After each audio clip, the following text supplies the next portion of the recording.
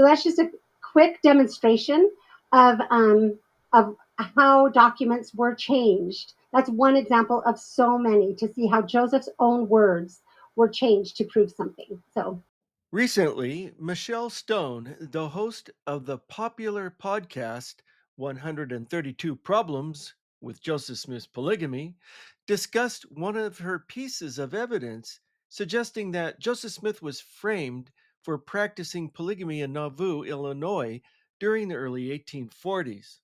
According to Stone, Brigham Young and his associates, who were working on Joseph Smith's official history in Utah a decade later, altered sources to make it appear Joseph Smith was a polygamist.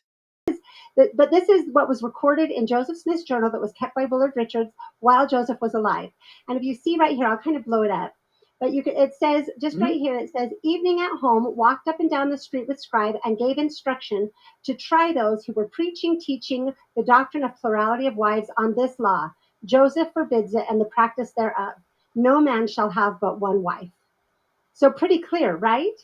Joseph is laying down the law, which is consistent with the law given to the church in section 42, which is a man shall have but one wife, right?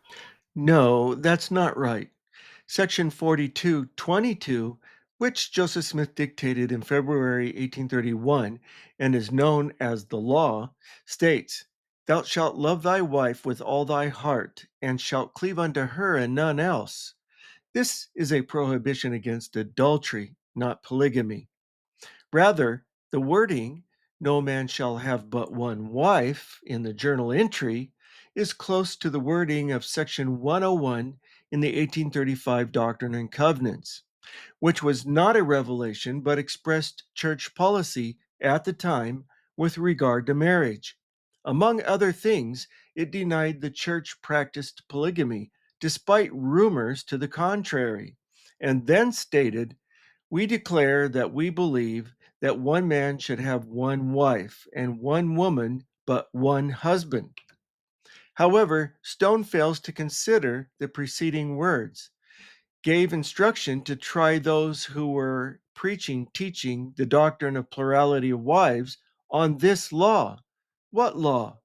The following words tell you, "Joseph forbids it, and the practice thereof." That's the law.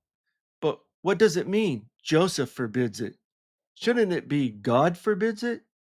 The key to understanding this wording, which Willard Richards was intentionally obscuring, is the revelation Joseph Smith dictated on the 12th of July, 1843, less than 3 months prior.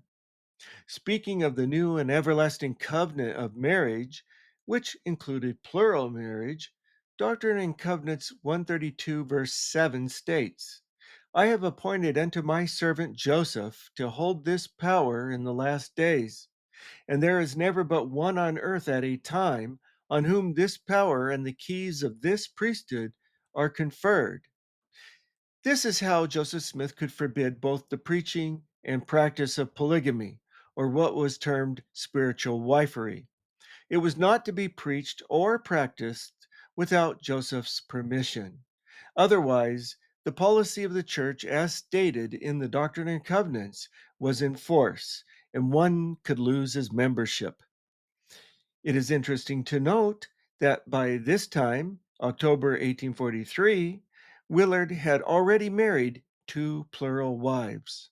This is the history of Joseph Smith that was compiled by these historians, Brigham Young and the others. And this is what it was changed to. And it says that gave instruction to try those persons who were preaching, teaching, or practicing the doctrine of plurality of wives. For according to the law, I hold the keys of this power in the last days, for there is never but one on earth at a time on whom the power and the keys are conferred. And I have constantly said, no man shall have but one wife at a time, unless the Lord directs otherwise. So you can see how it completely changes it. Not really. It only appears that way when you are not careful about the context and the wording Richards used. As you can see, the historians used D&C 132, verse 7, to amplify and clarify Richard's entry to make it publishable. There is nothing nefarious or deceitful about this, and it's wrong to call it a forgery.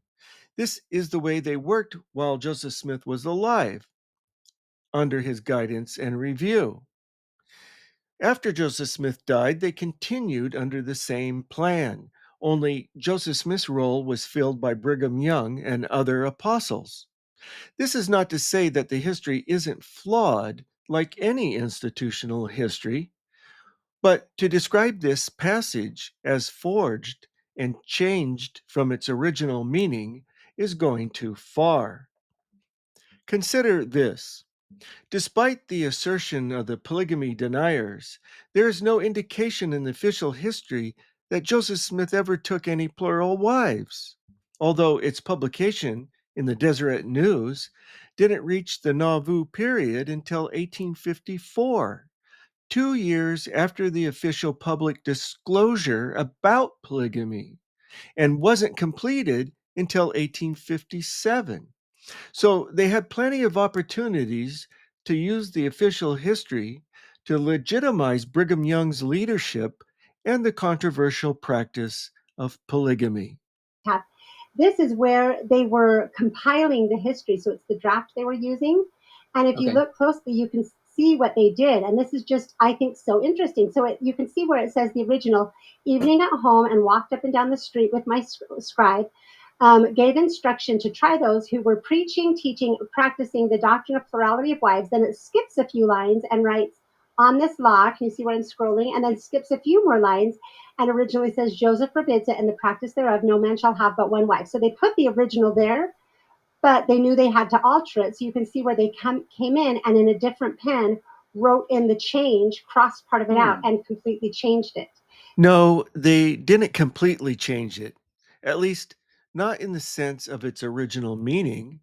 As I previously explained, they clarified and filled out Richard's sketchy and unpublishable journal entry using D&C 132.7, which seems totally justified. As Brian Hales has said, they used Joseph to clarify Joseph.